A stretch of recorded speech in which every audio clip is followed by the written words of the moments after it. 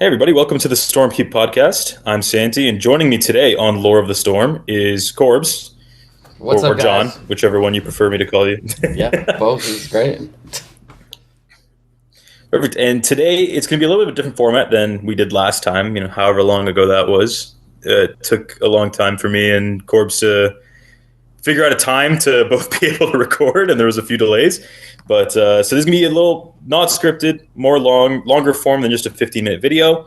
And today we have what I hope to be a very interesting topic that isn't covered very often: the different epics, or the great epics of the Age of Sigmar. Love it. And I'm coming in completely newbie. I have no idea about any of the Sigmarian lore. I am while I am a avid AOS player, my lore head is a bit more in the 40k realm. So I'm very excited to get a proper deep dive into what's actually going on in this weird Age of Sigmar. Well, I do have a good bit of 40k knowledge myself, so if possible, I can do some little analogies comparing it. Nice. Kind of like in 40k throughout this video, the Stormcast are kind of going to be the main focus, like the Space Marines are back in 40k. Sigmar and the Stormcast have their toes in pretty much every piece of AOS lore, no matter what faction it is. So it's pretty similar to 40k in that way. But before we start, just got to take care of the ritual for the algorithm gods. If you do like today's video, like, comment, let us know your thoughts, what other topics you want us to talk about in the future, and subscribe to the Stormkeep podcast if you aren't already. Now, let's get into it. So real quick, what are the great epics? The great epics are basically just a way to divide the different times in the Age of Sigmar, or in the mortal realms, kind of like a chronological timescale. So first up, before anything else, there's the before the ages, kind of like the history before the history. This kind of covers the time between the world that was in Warhammer Fantasy when that ended, and covers up until the start of the Age of Myth. Then we have the Age of Myth, the time before Chaos actually got involved in the setting. Pretty much the happy times for everybody. Most factions get their start in the Age of Myth, save a few, including the Stormcast.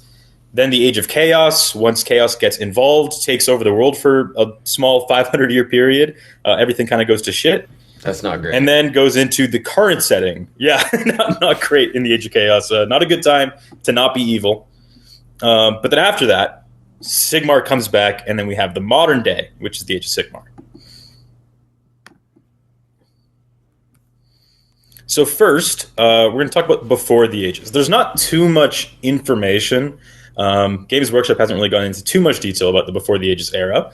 But what we do know is that after the world that was blew up and Chaos won, there was this thing back in Warhammer Fantasy Battles called the Winds of Magic. And they were basically just like the elemental representations of the different types of magics that existed in that world. Each one kind of coalesced and made into little spheres that eventually became each individual realm of Age of Sigmar. And when you say like the world exploded, is this that thing that everyone talks about that ruined Warhammer Fantasy? Was that like the death killing of the old fantasy game? Because I've heard about this, but I wasn't. Yeah, the end times. The end times. Right. Yeah, it was pretty controversial back in the day. I mean, imagine if someone just blew up 40k and then just said, this is not going to exist anymore, we're going to move on to another sci-fi setting. Everyone hated it. Rightfully so. I mean, I'd be pretty pissed if Age of Sigmar just kind of ended one day. Yeah, it's tough. But yeah, when Chaos won, they kind of like destroyed the world. And they almost didn't win, but then, Manfred von Karstein, who exists in Age of Sigmar too, did stupid stuff and ended up letting Chaos win. So yeah, the world literally like blew up. So it was Manfred's fault, is what you're saying. Yeah, all Manfred's fault. I mean, The Chaos same technically Manfred. blew it up, but they wouldn't have done it. The same Manfred, yeah, the same guy. Nagash brought him back, because as you will see throughout this, Nagash is kind of the worst, and Manfred is the second worst. Okay. Yeah, almost every bad thing that's ever happened is probably Manfred and Nagash's fault, in my opinion. But yeah, when that blowing up happened, Sigmar kind of flew off into space in a coma. He just started floating around in the void, and while he's floating there for like countless years, Archaon was still up to his own funky stuff. You know, he won in the world that was, and there's kind of a few written examples, not too much details of what he was up to. It kind of implies, as far as good as my understanding is, that there are other worlds apart from the mortal realms that were destroyed by Archaon before the Age of Sigmar worlds kind of came to be, or before Sigmar was brought to the mortal realms. So, like, a few weird examples of that is that there's like the Yorndish kingdoms, which not much details on them, but Archaon destroyed that entire nation empire in one night. Whoa. So he left a wake of disaster behind him. Yeah, everywhere he went. Like he wasn't done with just Malice or the world that was. He throughout the Before the Ages time was traveling to different places and screwing them up royally and winning every time. Kind of quickly. I mean, he was able to destroy an entire kingdom in just one night. What is kind of implied to be a pretty major nation/empire. He does some other stuff, like he blows up. When you mentioned go ahead. Sigmar like ejects out into the void, there's never been like a model of his, right? Like he's just sort of this like entity that doesn't actually ever get to really be played as, whereas like Archaon and all these other people you're talking about have models and can be played as. Is that correct? Yeah, like Archaon currently in Age of Sigmar, like he's an active player. He's still in the lore, like going around doing stuff. He's participating in battles. Sigmar is, at least as of now, up in his ear, just doing like paperwork. He's just sitting up there doing the bureaucratic stuff. He even gave his magical warhammer to someone else. Even in the world that was, he didn't exist there either, really. He was, for thousands of years, like imprisoned. And he only woke up during the end times to like fight Archaon mano a mano. Oh, he killed Nagash in the end times. He blew up Nagash when he kind of inhabited someone else's body. It was a whole thing because he really wasn't a god until the end of the world that was. He was just like a barbarian king who ascended to godhood. I mean, it sounds oddly familiar to the God King Emperor, but a little, yeah. There's, I mean, not to get too off topic, but there is some people, and I sometimes find myself in this camp, who think that Age of Sigmar exists somewhere in the sphere of the 40k universe, whether it's the past or a different universe or whatever, and that maybe the God King, the God Emperor, just kind of screwed off for a little bit, said screw my Space Marines, and is going to chill with the Age of Sigmar world. Yeah, totally. And that's by no means confirmed Maybe it's like or a likely, mini but I think it's just a simulation. fun idea. They do have a lot of parallels. It's a mini simulation he's running. It could be. I mean, and if it is, he's doing a much better job there because Sigmar is much more present throughout the Right. game and the lore and the world. Yeah, the God Emperor just died in the Horus Heresy and never came back, but Sigmar, he's still involved. But there's other things Archaon was up to. I mean, he blew up a god that was made of light that couldn't be damaged by just putting a bunch of mirrors around him. Oh. And that like reflected his light and exploded him. A lot of blowing up in this Before the Ages era. And he also tricked some Slaaneshi demon lords by feeding them so many slaves that they also blew up and died. Damn. They must have been Yeah, so Archaon pretty was hungry. Yeah, they were. Yeah, he fed them. I think the quote is he fed them thousands of slaves every day. And this lore, and then like is this lore as rich with like art and like stuff like the sort of 40k kind of content is, or is it a little bit more scattered and like, you know, like how do you know this stuff? How have you learned these things? These are just like bits of stuff that is sprinkled throughout battle tomes, rule books. There's a few things that I gleaned from the maybe canon, maybe not canon of the Soulbound books, which is like a D&D AOS you can play. Oh, that I've actually run a campaign of, and it's really fun. But there's fun lore that isn't present anywhere else nice. for all the factions. So these are really just like one sentence lore blurbs that are just scattered around everywhere. Like I said, there's not much info about the Before the Ages era. It's pretty much just like myths and legends. Hmm. But the kind of thing that happens when the mortal realms actually start to coalesce is that you start to have the god beasts, who are a topic unto their own, but they're also kind of these manifestations of each realm's power. So, like, you have a god beast in the realm of fire who's a giant fire lizard or a giant phoenix. These are all like god beasts that are basically the level of gods, but they're more. You can kind of think of them as like nature spirits. Is kind of like how Okay. I would describe them. Nice. Yeah, they're not like they don't have divine plans like other like Nagash and his infinite fuck you.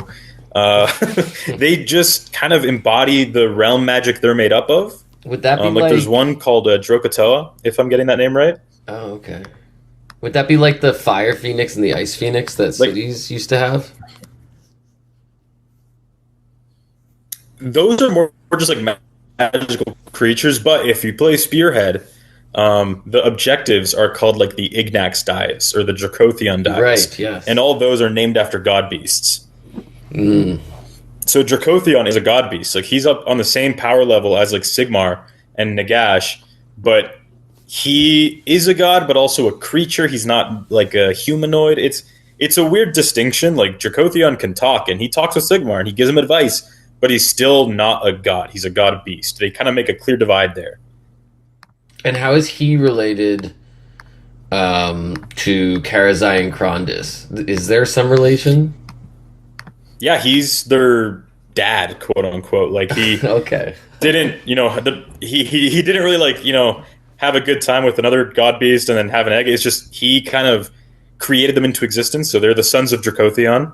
Right. Like Yes. Krondys got that in his name, but Yes, you're right. Karazai didn't. But they are Karazai brothers. is kind of like this and they're disfigured, like, rude, kind of like hard to control son. yeah, exactly. He's the emo rebel kid. The misfit. Yeah, he got his yeah he got his ass beat by one of the dragon ogres, and Oh, yeah. has that Oh. scar. And now he's got a chip on his shoulder now. Yeah. But yeah, like And he wasn't Dracothion good is at a god magic. beast, He but was shamed. there are other He was god sh- beasts. He was shamed constantly. No, he wasn't. Good at magic. He didn't get into Hogwarts, so he was under the Totally. closet. And now he's angry, cares either scared or scarred or crazy Yeah. scared. Totally. But not all the god beasts are like animals. Some of them, like Drokatoa, who comes up later, he's just like a living avalanche. He's just like the embodiment of a living storm. Whoa. So he's got no like physical form, and then he kind of ate Gorkamorka, but that comes up later. Okay. Amazing. Yeah, but that's pretty much it for the Before the Ages. There isn't much. It's really just, like I said, like one sentence, this happened, Archeon killed this guy, move on. Big god beasts fighting it So out. what I think It's it like does... the before yeah, big times god with beasts. the- They're controlling the realms. Right. It reminds me of what were they called in the 40K world, like the big war of the gods that happened like way back when, before in the before times. Yeah, like the War in Heaven where the Necrons, the War in Eldar, and Heaven. Orcs Yeah, were yeah, just yeah. we're just It kinda scrapping. reminds me of Yeah, that. it's pretty much it pretty much is that. It's like there's not much information on it. All there is like, hey, this happened, and we move on. What I think it's really there is just to show kind of how powerful Chaos was. Right now, Chaos is currently fighting a millennia-long war against the other Grand Alliances. But in the Before Ages, like Archeon was rolling up on entire kingdoms and taking them out in one day, like no effort. That's wild. Yeah, Chaos, like they really did win. It's like there was the world that was fantasy battles. It just ended. It's like if in 40K Chaos just won one day, and everyone died. That's exactly what happened. Damn. Yeah, I think its main purpose is really just to give you that set dressing, showing you how evil the evil guys are and how powerful they are, to show you how strong our good guys are for not immediately losing. Yeah. But that's it. So going on into the Age of Myth, this is like the good times. It really starts like all these ages have a start and an end point, and up until very recently, they weren't really giving us like hard dates and how many years things lasted. It wasn't until like the Era of the Beast in third edition where they actually started giving us like years. So all we know is that the Age of Myth lasted thousands of years. It was like millennia of good times, but it started Progress. when Sigmar was, yeah, progress, peace, well, relative peace. You know, it is still Warhammer, so people are still going to battle with each other. But compared to now, it was very, very peaceful. And it started when Sigmar was found floating in that void after who knows how long in his little coma in the shape of a twin-tailed comet, and Dracothion is the one who found him. Oh. Okay. Yeah, so Dracothion finds him floating in space in his twin-tailed comet and sees kind of like the potential and how good he is and brings him to the mortal realms. Nice. So like And Sigmar arriving he kind brings him to the mortal realms from like the immortal realms. Like I don't understand the distinction between the places. it's just like it's the void beyond the mortal realms. So like think of the mortal realms as like this galaxy. You know, there's planets which are each individual realm, but in between them it's just empty space. Mm. And that's where Sigmar was. He was just in this empty space, this like endless void, just floating in a comet, in a meteor, for who knows how long, like untold years. Hmm. But Sigmar arriving is what kind of kicks off all the other gods awakening. So we start getting characters that were from the old world, like Alariel, Nagash, the dwarven gods like Grimnir and Grungni. They are all present in this realm, and they awaken and they start shaping the world and creating their people. Among those are also Teclis and Tyrion and Malarion. They also start making new elves. Like I said, most of the factions history that we like, the cities of Sigmar, Lumineth Realm Lords, they all get their start in the Age of Myth, and each one has a lot of stuff written in their battle tomes about how they came to be.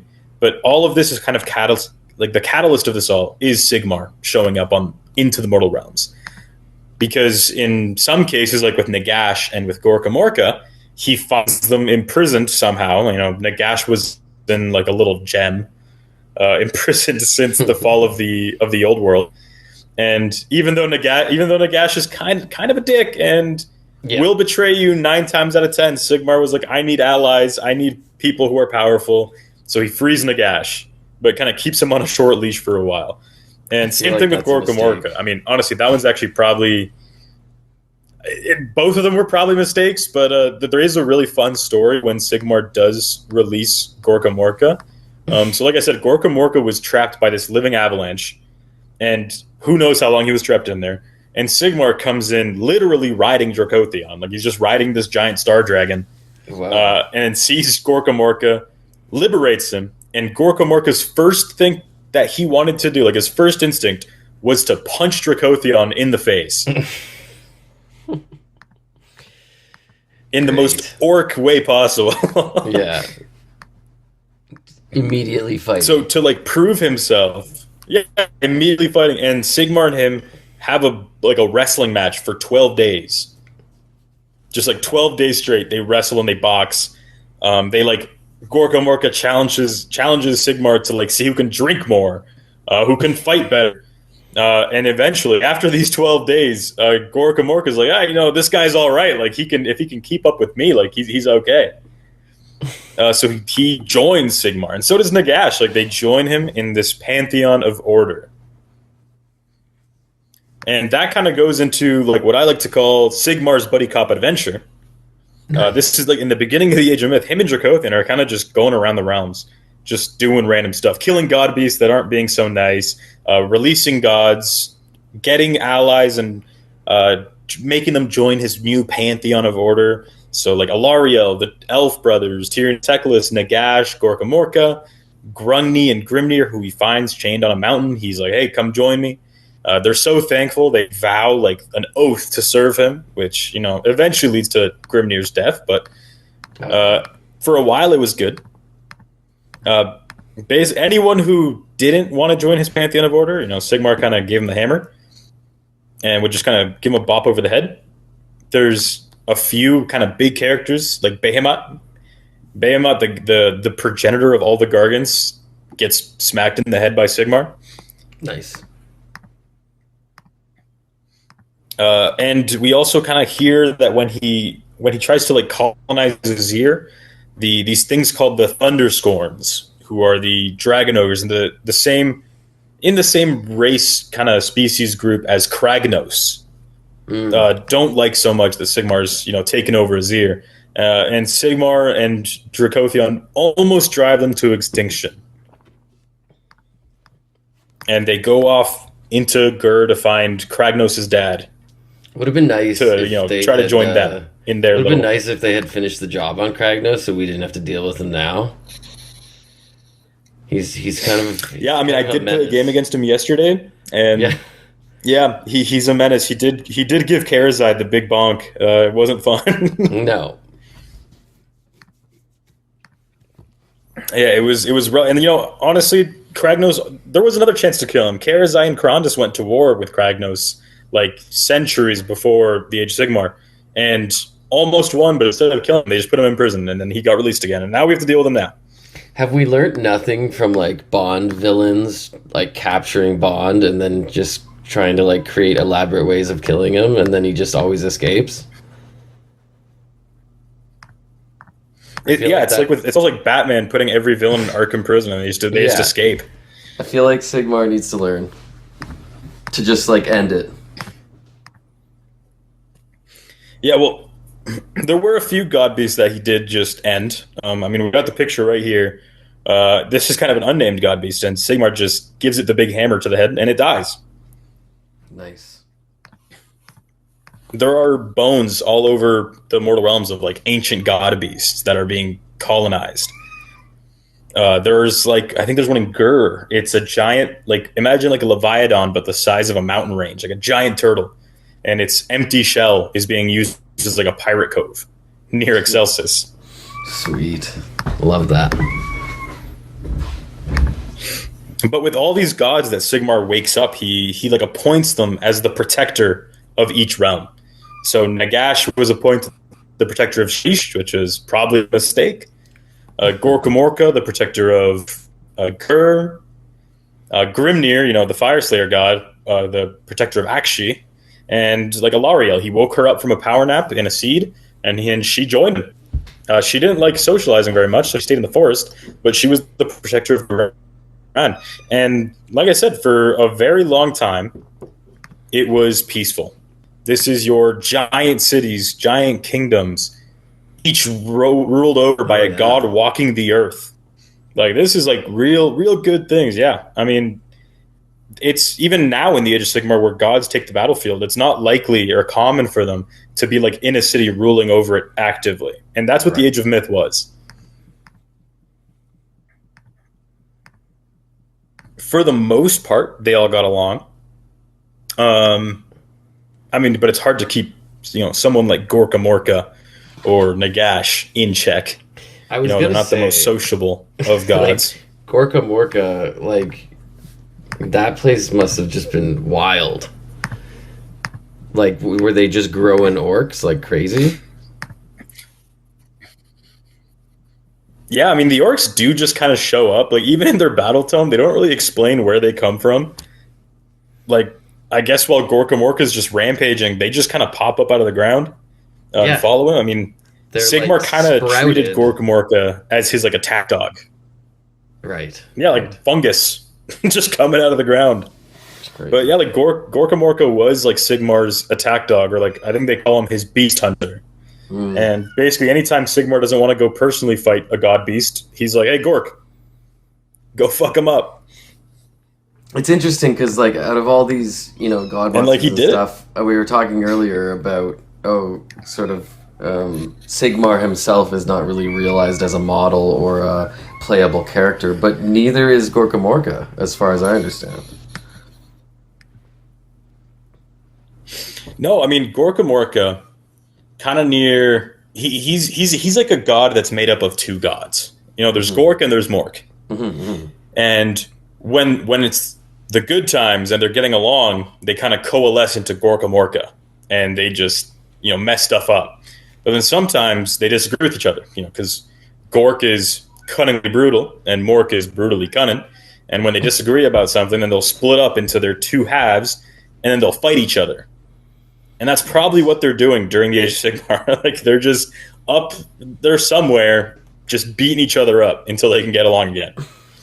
But no, they're not realized as a model. I don't think they ever have been, even in like the old world. They've never been like a model to play. The closest you'll get is like the manifestations, like the Foot of Gork.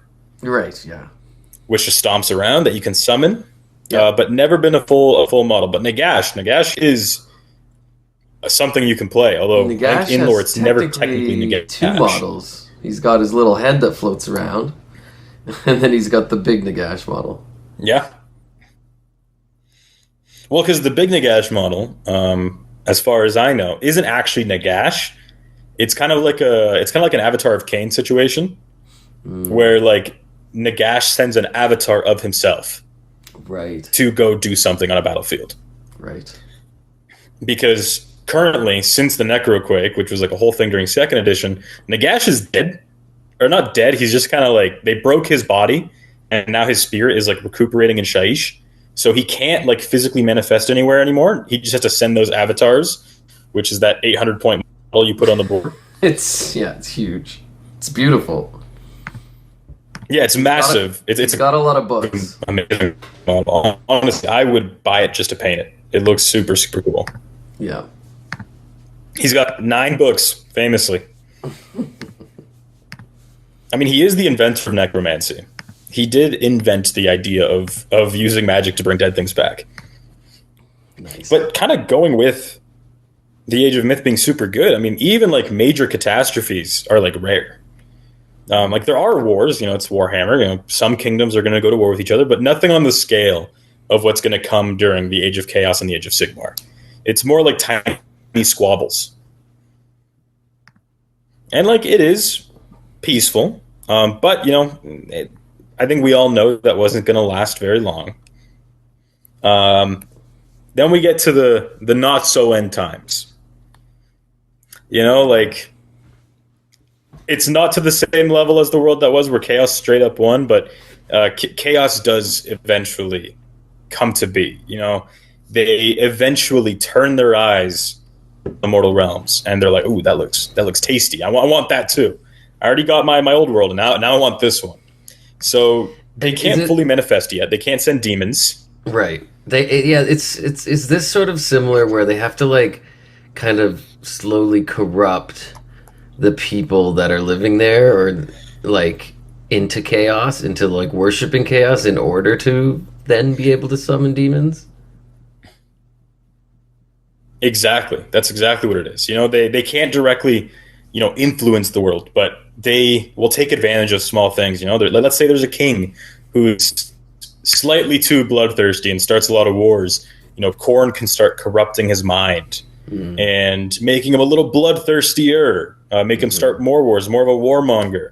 Like taking advantage of the greed and the ambition of mortals. And they also can do this to the gods. I mean, this is by no means fully canon, but it is, hinted at in the Soulbound books. But Tzeentch is the reason for Gorkamorka not liking his deal with Sigmar. Sigmar, after thousands of years of the Age of Myth, Sigmar's kind of installed this era of peace. There's not even many god beasts to fight anymore, and Gorkamorka wants to fight, but he's kind of bros with Sigmar at this point. I mean, they had a oil wrestling match or something, so now they're like best friends. So it's kind of hinted that Tzeentch kind of whispers that hint of corruption into Gorkamorka, getting him to think like, I want to keep fighting out. I don't want to be sitting here at business meetings in his ear with Sigmar. Gorkamorka is arguably the first. Yeah, he wants to get out there and get crumpin'. So he's arguably the first that leaves the Pantheon of Order. He starts his great Waaagh. Gorkamorka assembles every destruction faction under his banner, and they rampage across each realm, tearing down cities, destroying kingdoms, and doing so much damage that they eventually run out of stuff to break. They get to the end of the realms, like the end of reality. He stares off into this void of nothingness and spits off the edge and turns around and does it again the other way. Damn. Yeah, the most orc destruction thing possible. And this was and in so this all of the different realms? This is sort of simultaneously every realm across? Oh, God. Yeah, he makes his way across each one, starts in one realm and then just once he's done breaking stuff, goes to the next one until he runs out of reality. There's no like physical matter anymore. And his reaction is to spit and just turn around and do it again. So people are just like bandaging their wounds, like rebuilding, kind of like, oh, I'm glad that's over. And then he just comes back. Yep, comes back, gives him just enough time to like rebuild a house. And then he comes back through and breaks it again. That's rough. So, obviously this isn't good. This is the start of the end. And it wouldn't be Nagash if Nagash didn't also take advantage of this.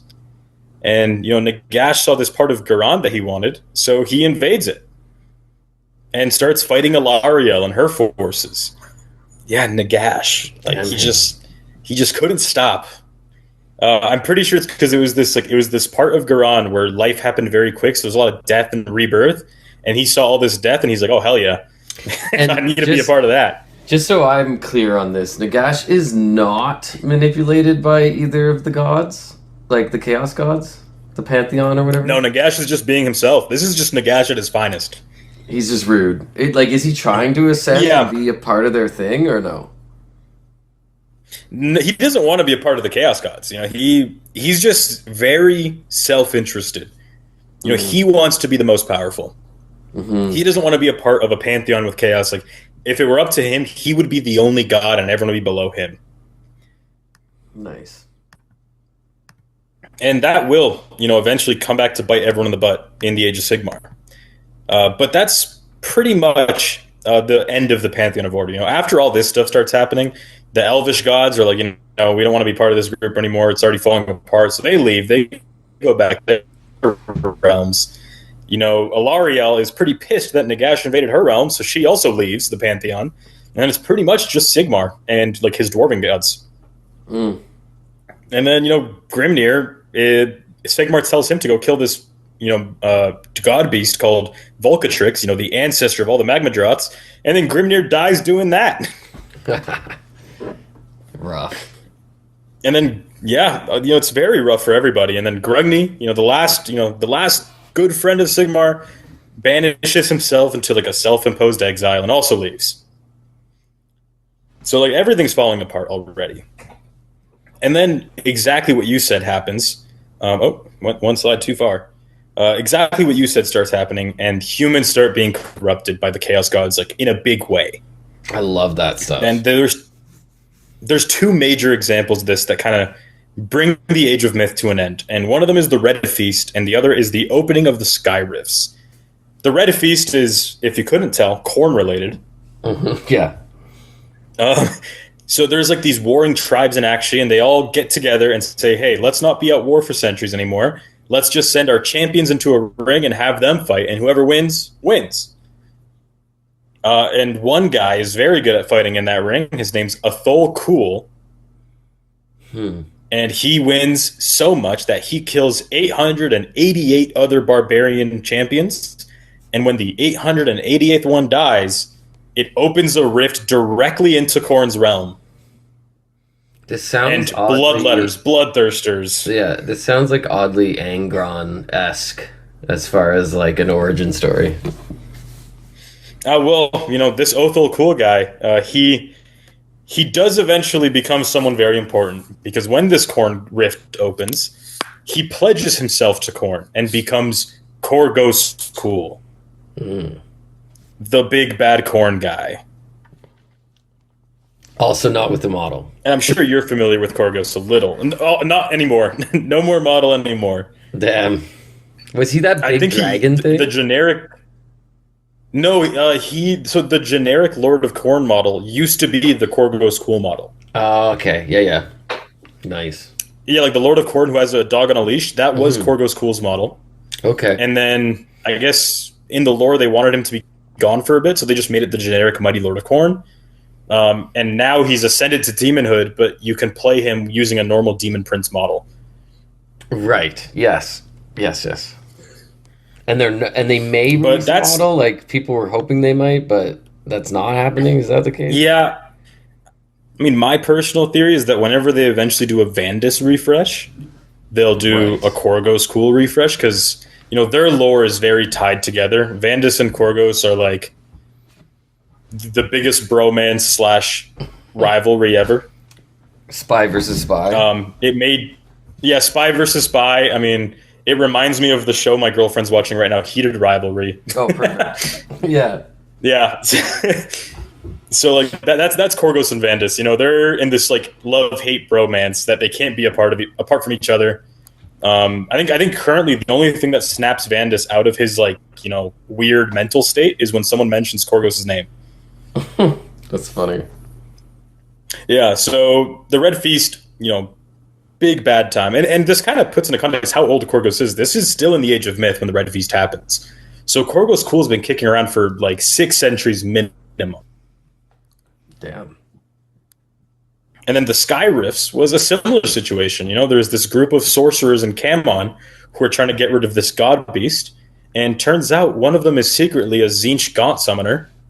So when they're doing this ritual to try to get rid of this god beast, the Tzeentch sorcerer eventually betrays them and opens rifts in the sky directly into Tzeentch's realm. And that's the art that you're showing me right now, right? Well, this art kind of happens afterwards, but yeah, once these sky rifts open, it unleashes hell into the world. Like the Varangard are just like so now out through it.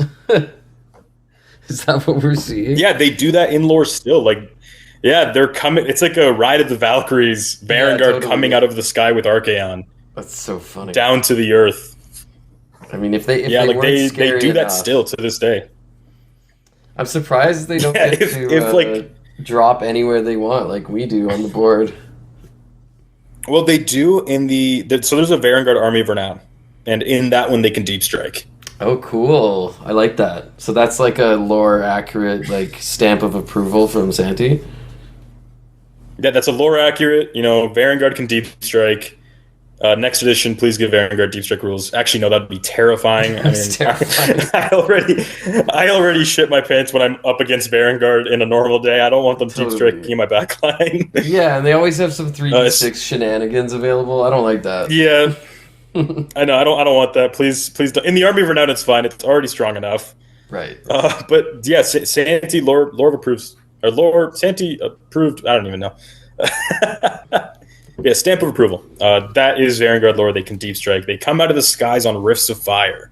That's sweet. But this does, send everything to shit. And it eventually concludes at the Battle of the Burning Skies, which you might have heard of. It is a pretty big event. I have not. This is like the Siege of Terra of Age of Sigmar. Damn. This is the big last fight. But unlike the Siege of Terra, the good guys actually lose this one. So once Chaos starts getting its hands involved everywhere, Sigmar calls for one last alliance of gods and mortals to fight off Chaos. This is an action movie. This is the Avengers Endgame. Sigmar, Nagash, Gorkamorka, Teclis, Tyrion, all fighting side by side on a massive battlefield in Aqshy. You've got the biggest hitters in the verse just slamming into each other. Archaon's here. There's these things called the Four Tetrarchs, which are the top demon princes or the top demon lords of each god are on the field. And Sigmar was any of that timeline playable in Age of Sigmar or no? We're just not at Age of Sigmar. No, this is all still Age of Myth. Okay. This is the end right before the Age of Chaos. I was going to ask if there is one character if we were able to ally, Night Haunt or other factions at some point because of this lore, but it sounds like that would be badass. Yeah, that would be cool. This is pre. This is the end of the end. Everyone's fighting together. But then, they're winning at first. Sigmar leads like 7 successful charges to beat back Chaos. He kills these like 4 demon tetrarchs, the demon lords of each god. But then Tzeentch tricks him, which, I don't think, Stormcast players are ever going to live this down. Tzeentch tricks Sigmar with like an illusion of Archaon on a hill, and Sigmar throws his hammer. Turns out it's a portal that goes somewhere else. And Sigmar loses the Warhammer, and that basically ends it for everyone.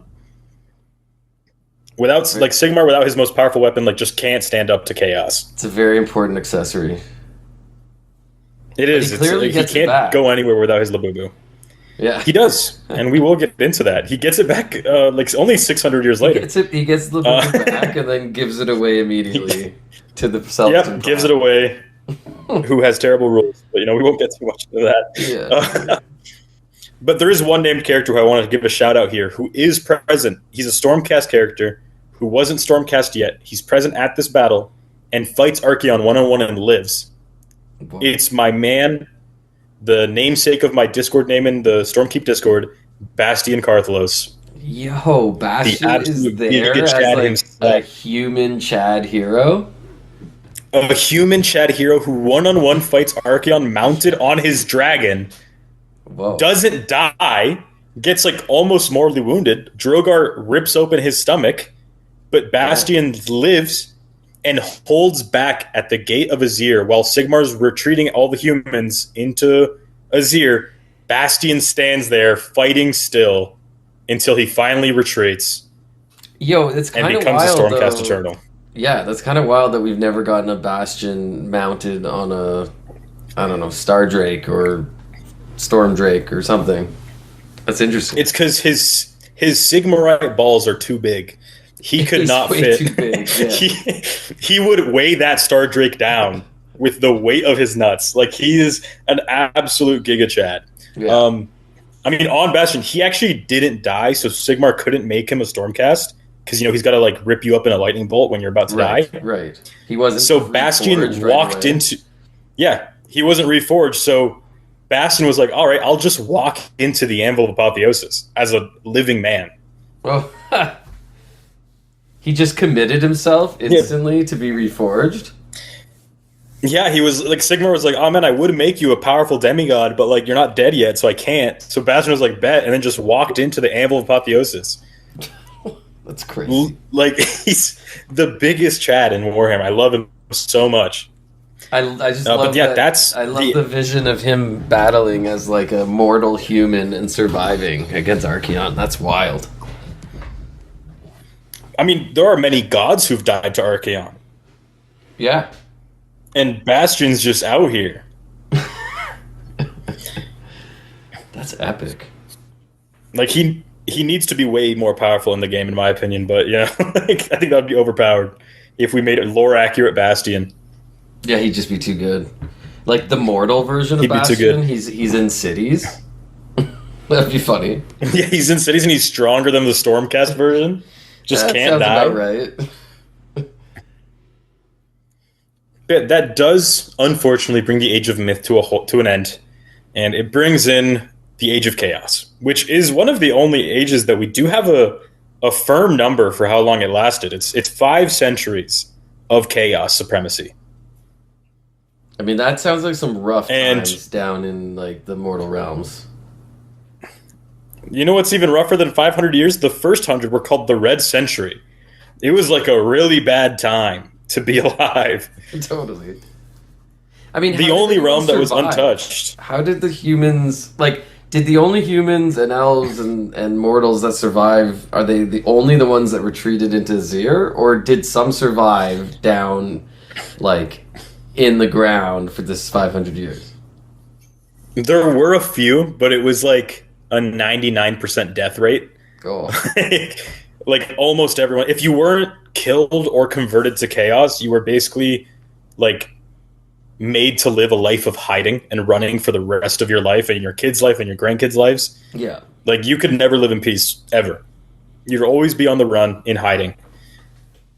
Yeah, it's dark.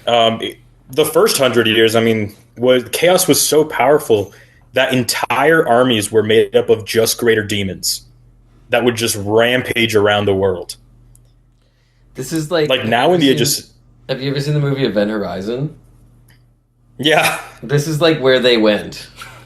the Red Century. This is where they went. Yeah. This is the bad place. Totally. Like, nowadays in the Age of Sigmar, one greater demon showing up on a battlefield is, like, enough to turn the tides.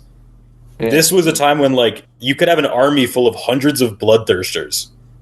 Oh. Just rampaging. Like, really the worst time to be a good guy. Confirmed. Totally. Although, even though Chaos is dominant, there is a few factions that, like, still exist and actually, don't get completely wiped out. Out of curiosity, at this point, like, are the Chaos sort of war bands and demigods and ascended princes, like, fighting each other? Yeah, they're fighting. I mean, the Chaos Gods always hate each other. Like, they will ally for a short period of time, but eventually, you know, like a Khorne army is never going to want to see a Slaaneshi army walk up without kicking their ass. So they're still fighting each other, but this is like the Red Century in specific is a time when the Chaos Gods kind of put their differences aside for a little bit to focus on really messing everyone up. Nice. And in this Res, like, a lot of bad stuff happens. Like, there's that army of bloodthirsters that destroys one of the biggest cities of Sigmar to ever exist that probably rivaled or was bigger than, like, Hammerhall. Just gets wiped out. Damn. Like, by a whole army of bloodthirsters. Nurgle completely takes over Garan. Like, it's just his realm. Slaanesh is, you know, still in horny jail somewhere, not really doing much. But, like, there is other factions. Enjoying it wherever they are. The Elven Gods locked them up. They probably put on something on the TV that only they enjoy watching. You know, I won't say it so we don't get demonetized or whatever. Slaanesh is probably enjoying themselves tied up in a corner. But there is other stuff going on. You know, like, not everyone's just going to go down without a fight. And I may have an orc bias, so I'm going to talk about the orcs and how they resisted. I mean, I'm sure they resisted. Of all the factions, I feel like the orcs get stronger the more they have to resist. Yeah, it's stated the only faction that technically doesn't lose is the orcs. Like, if anything, they're happier. You know, they love fighting. They want strong people to fight. They love Chaos Warriors. They're like, oh, I can finally be done fighting puny humans, and I can fight these souped-up Chaos Warriors.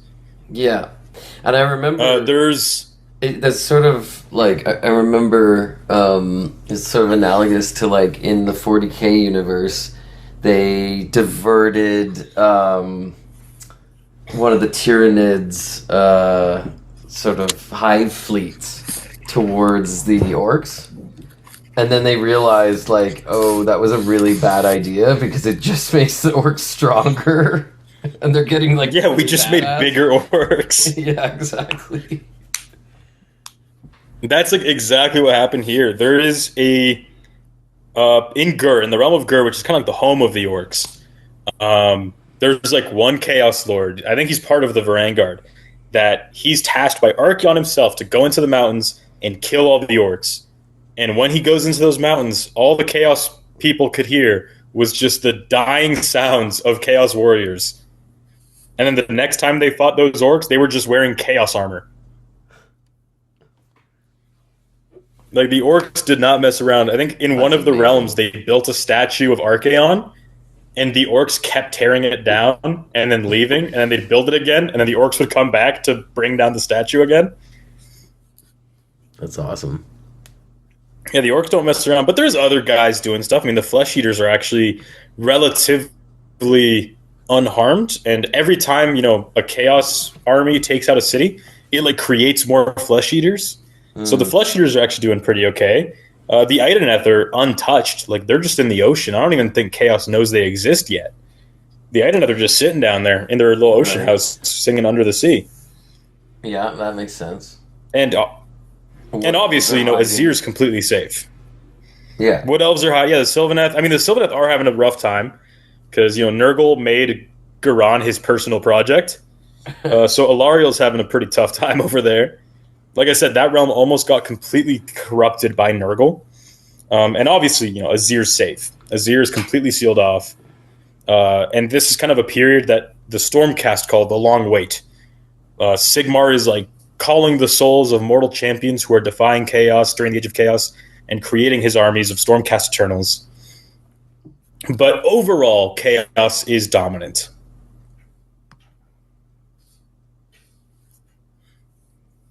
And the end of the Age of Chaos is brought upon by one event, and that's my man Vandus being sent to Akshi with his hammer hands and fighting Korgo's Cool. Like, this is the end event. But the important part about this end event is that there was other reasons why Sigmar could win. And it was because Khorne, being, the blood god and the war god, was becoming more powerful than all the other chaos gods, which was weakening their hold on the mortal realms.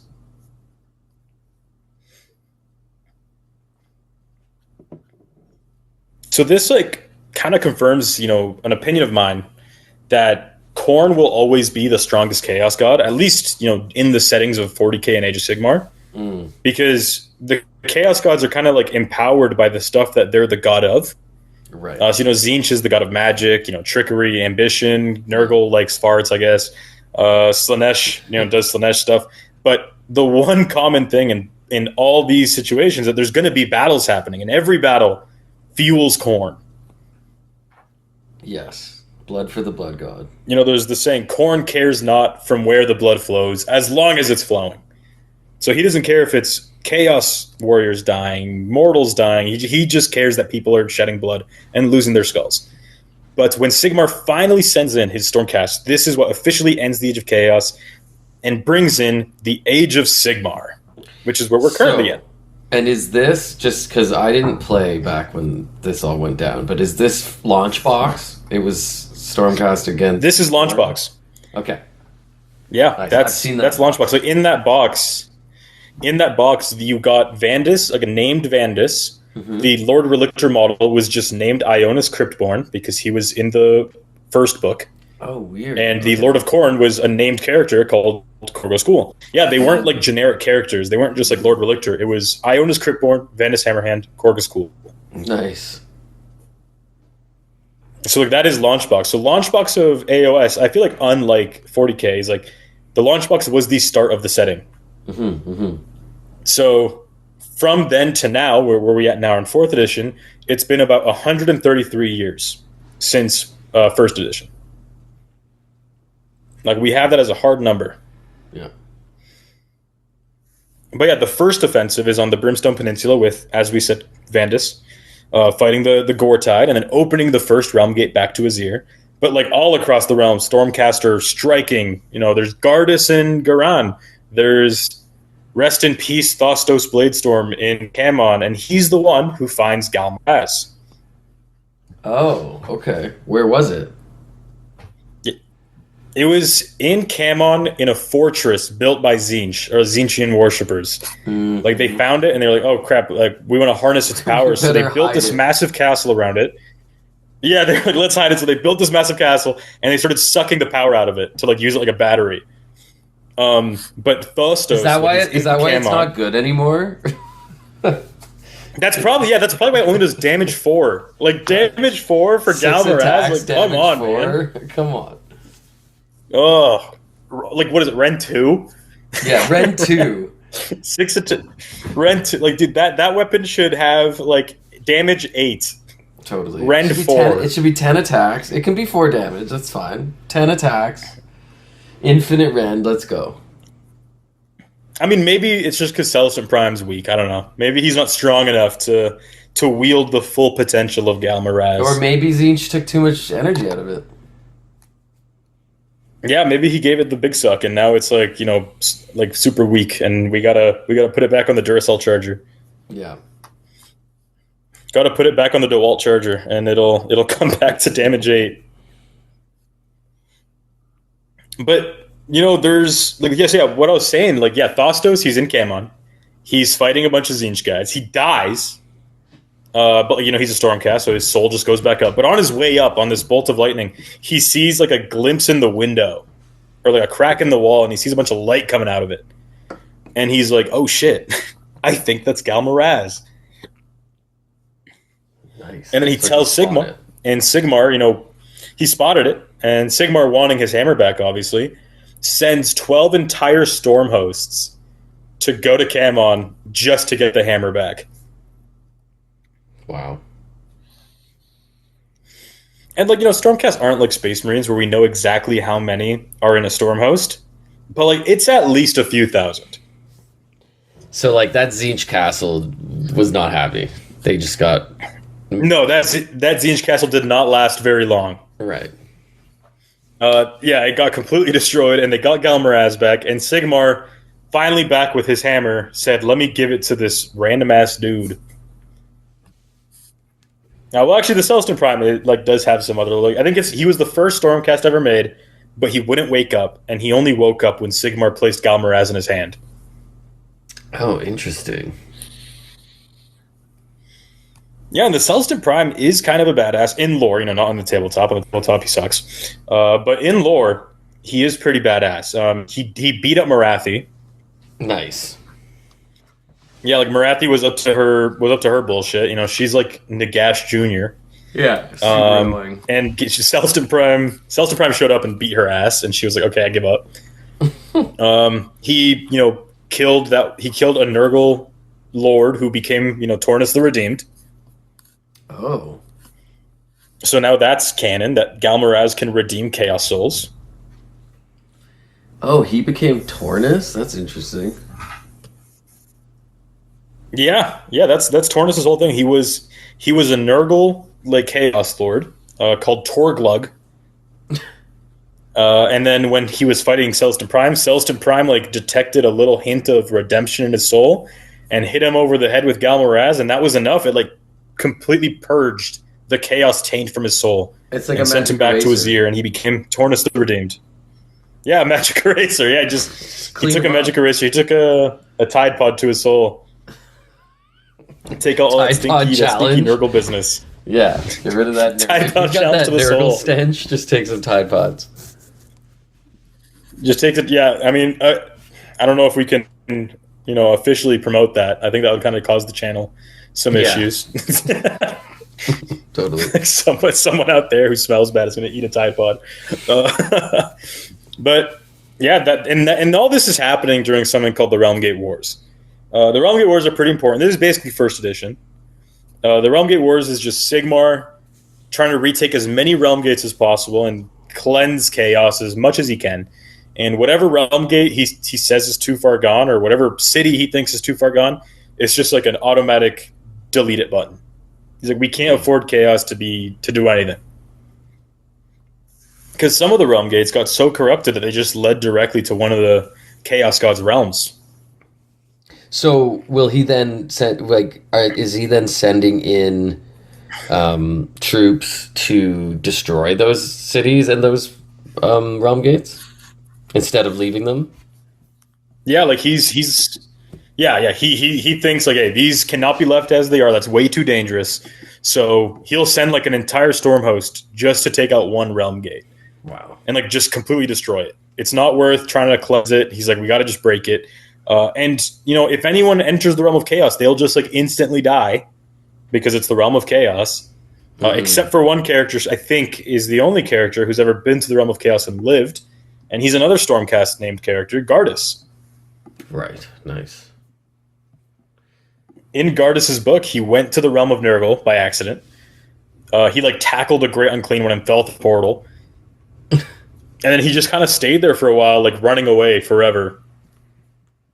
And then he finally was released and freed. But yeah, he gave... I think he's the only person who's seen a Chaos God in person. Oh, wow. Yeah, he described seeing Nurgle, and he was like, oh, fuck, that was scary. That's when he lost all his first good time, abilities. That's when he got down to 5 wounds or 6 wounds, 3 up save. That's Gardas. Lost his ward bubble after getting infected by Nurgle. Yeah, he must have been such a badass before. Hmm. You know, Gardas apparently was, or I mean, not apparently he was, but in lore he was offered to become the Lord Commander of the Hollow Knights, kind of like Bastion is Lord Commander of the Hammers of Sigmar, but he just keeps saying no Why? because Does he's got Catholic guilt. Like he right. just doesn't think he's good enough. That's so funny. He like always thinks like, oh no, I'm not pure enough. I could be more faithful. And I'm like, dude, no one's more faithful than you, Gardas. Like, calm down. Yeah, totally. Take the extra hammer or whatever we're gonna give you. It's But not. yeah, no one. Yeah, so he keeps saying no, but I hope that next edition maybe that we'll get a new Gardas model, Lord Commander Gardas Steel Soul. And Yeah. I mean, he'll never be as cool as my Love Bastion, but you know, he'll still be pretty badass. Nice. Yeah, like I mean, I've already described most of what the Realm Gate Wars were. Most of the point of this war was to retake realm gates and retake cities. Sigmar did try to reform his pantheon, like tried to get the gods back on his side. Nagash and Gorkamorka kind of gave him the finger Mm. and said, "Get bent." But Alariel and the Aelf Gods did nice. They're not officially back in his pantheon anymore, but they're not enemies. Right. I just want to comment on this art But this is briefly like the start because of the Age of Sigmar. I just want to comment on this art briefly because like it's really badass. Like that Star Drake is like proportionally way different than the model, but looks almost like a giant like bloodthirster dragon. It's pretty cool. And then there's like Oh, who's it looks that like badass. who's that old man McGee down there with like the white hair?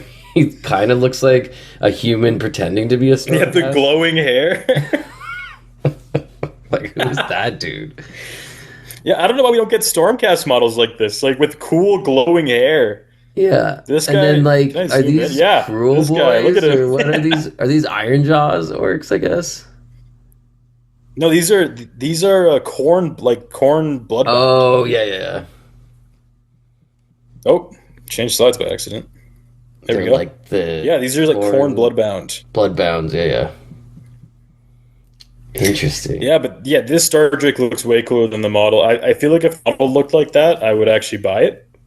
Yeah, yeah. I like the Star Trek model. If you use I refuse to buy the right Star Drake head. model, no matter how good he is. It's so big. It's so beautiful. But it's not as cool as that art. That art is dope. No, yeah, this art is badass. I mean, this is what I want my Star Drake to be. And who's the guy in the back left? But yeah, I mean,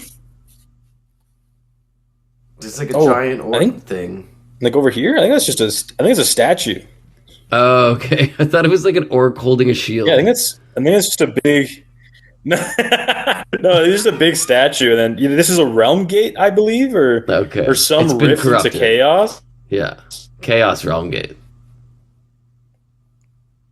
There's a lot. Yeah, going on. definitely corrupted, and they're trying to uncorrupt it. We got a bunch of liberators, Gandalf, I guess. Gandalf came and to a the cool game. Star Drake. Trying to take it back. Yeah, Gandalf model when? Yeah, I mean, I've been saying previously that like there's not much to talk about. There's not too much information, but there is a lot in the Age of Sigmar lore, like in the actual Age of Sigmar itself. So like we're not going to be able to talk about everything. I mean, John, you've seen my show notes.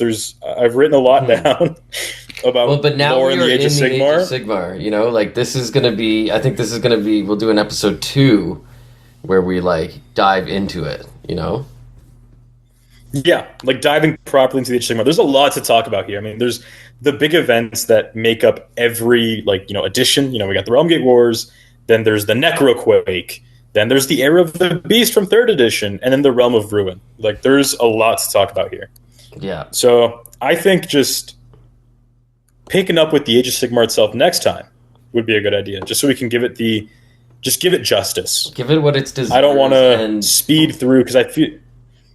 yeah, and we have a lot of like more models and gameplay that we can relate to these eras because they actually exist in the editions that we've had. Exactly. Yeah. I mean, the Realm Gate Wars itself I think it's like 8 books. It's not nearly like a Horus Heresy level, but it's a lot of books just for the Realm Gate Wars. That's awesome. Yeah, and the Necroquake, we even have them in order. We got first edition, second edition, third edition, and fourth edition. These are like the major events that relate to each one. Well, thank you everybody for watching. Me and John could probably sit here for another hour and keep talking about Age of Sigmar rules and lore. But we'll save the rest of the Age of Sigmar, the different edition events in lore that you'd want to hear about. There's infinite stuff to talk about within the Age of Sigmar. There's different factions we can talk about to go more in depth onto Stormcasts or onto other factions like Flesh Eaters or Orcs. I've mentioned Orcs quite a few throughout this video, so I guarantee that we could do an entire video just on them.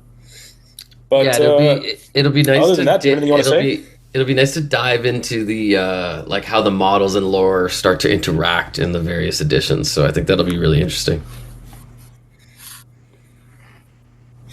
Yeah, we'll see other stuff that we can go a little more in depth on, like how different chambers open, and then that gets a new model release and shows how they're represented in lore, like the Ruination Chamber, Sacrosanct. There's a lot. We can definitely talk more about model rules next time. Yeah, thanks for watching, everyone, and tuning in. Don't forget to like and subscribe, and we will see you in part 2.